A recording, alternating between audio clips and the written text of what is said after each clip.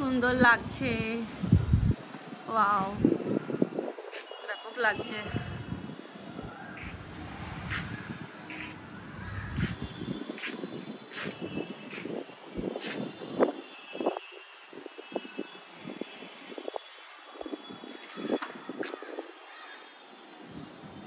আর একটু পরেই বৃষ্টি হবে, বেশ জমিয়ে একটু হোক, হওয়াও দরকার। যদিও বা আগের থেকে গরমটা একটু কম, অনেকটাই কম বলবো, তাও আর একটু বৃষ্টি হয়ে আর একটু ওয়েদার নর্মাল হওয়া দরকার। মেঘটা না ডাকলেই হলো, তাহলে একটু বৃষ্টিতে ভিজবো। মেঘটা ডাকলে তো ঢুকে যেতে হবে। তবে আজকে আমি দাঁড়িয়ে দাঁড়িয়ে বৃষ্টি দেখবো ছাদে।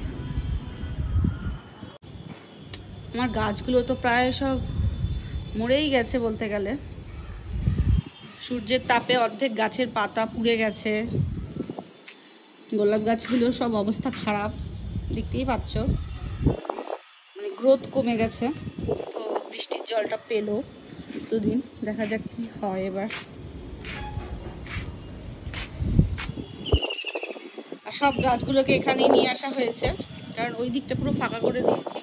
ও সাংঘাতিক রোদেই সব পুড়ে যাচ্ছিল বলে সমস্ত গাছগুলোকেই সানসেটের নিচেই রেখেছি। এইখানে কিছু গাছ আছে, এইখানে এই একটা গেট করেছিলাম, তোমাদেরকে দেখিয়েছিলাম। তবে গাছের এখন তো গ্রোথ নেই, দেখতেই পাচ্ছ। গাছটা আগে যখন ভিডিও করেছিলাম এই গাছটার অনেক গ্রোথ ছিল। তো দেখা যাক, বৃষ্টির জল সব পড়েছে, এখন কি হয়। আর সব গাছগুলোকে সব এদিকে নিয়ে দিয়েছি। বোগেনভেলিয়াতে তো ভালোই ফুল হয়েছে। আর এই একটা লিলি ফুটবে ফুটবে করছে 1 বছর ধরে অপেক্ষা করে। আর এই সময় তো ছাদে তো ব্যাপক লাগছে। শুধু যেন একটু মেঘটা না ডাকে, মেঘ না ডাকলে আজকে ভিজবো।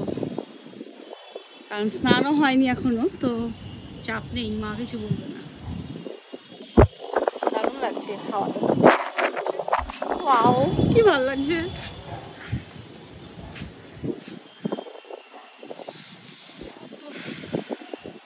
সুন্দর ওয়েদার, বেশ ভালো।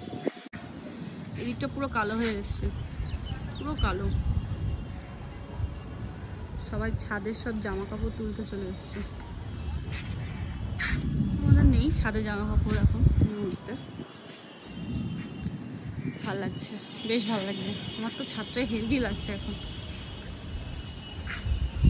মাকে বললাম আসো, তবে মা এখন রান্না বান্না করছে, এখন টাইম নেই। তোমাদের সাথে একটা ভিডিও শেয়ার করব কিছুদিন পর, যে রাত্রিবেলা আমরা ছাদে কি করি।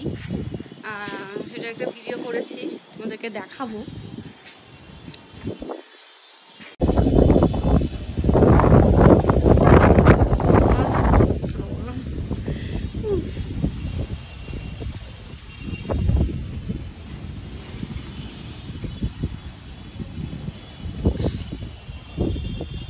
বেশ ভালো লাগছে।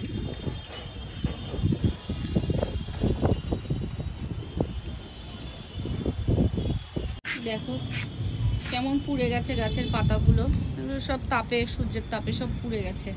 তো দেখা যাক, নতুন পাতাও গজাচ্ছে বৃষ্টির জল পেয়ে। এই গাছের পাতা পুড়ে গেছে, এই গাছের পাতাও দেখো পুড়ে গেছে। এখন গাছের এখন অবস্থাগুলো খুবই খারাপ, গ্রোথ নেই বলতে গেলে। আম গাছটার একটু গ্রোথ হয়েছে, আর বোগেনভিলিয়াগুলো একটু গ্রোথ হয়েছে। বাকি তো বেশিরভাগ, আসলে এগুলো সব গরমেরই গাছ, তাই এগুলো ঠিকঠাক আছে। আমার এই গাছটা দেখে একটুখানি খারাপ লাগে যে এটার গ্রোথ একদম চলেই গেছে। মানে গ্রোথটা ভালো ছিল, এটা গেট করবো বলেই ঠিক করেছিলাম। তো দেখা যাক, বৃষ্টির জল পড়লে এবার যদি গাছের গ্রোথ হয়। একটু অগোছালো হয়ে রয়েছে পুরো জায়গাটা। ওদিকটা পুরো ফাঁকাই করে দিলাম পুরো, কারণ ওদিকে বেশি সূর্যের তাপটা বেশি একদম ডিরেক্ট আসে, ওই জন্য ফাঁকা করে দিয়েছি। আর এইদিকে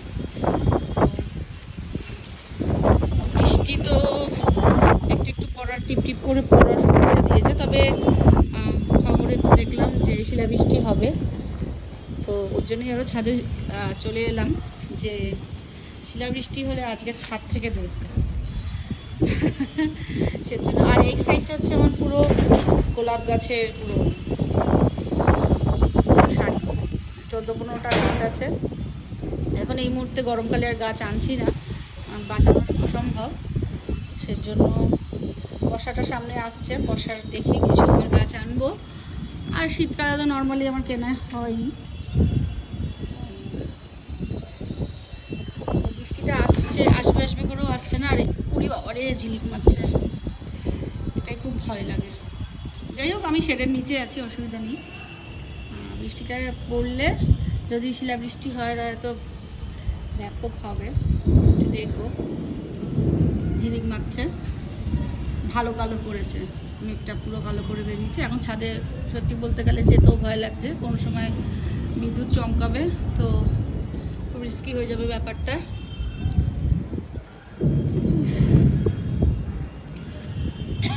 তবে ওয়েদারটা সত্যি খুব ভালো লাগছে, খুবই ভালো লাগছে। তবে বৃষ্টিটা মনে হচ্ছে না ভিজতে পারবো, কারণ আমি ডাকবে বা ডাকছে, বিদ্যুৎ চমকাবে, এটাও তো বুঝতেই পারছি। বৃষ্টি পড়া শুরু হয়ে গেছে, অল্প স্বল্প পড়ছে। তো দেখা যাক আজকে শিলাবৃষ্টি হয় কিনা। চলো, ট্রেন যাচ্ছে।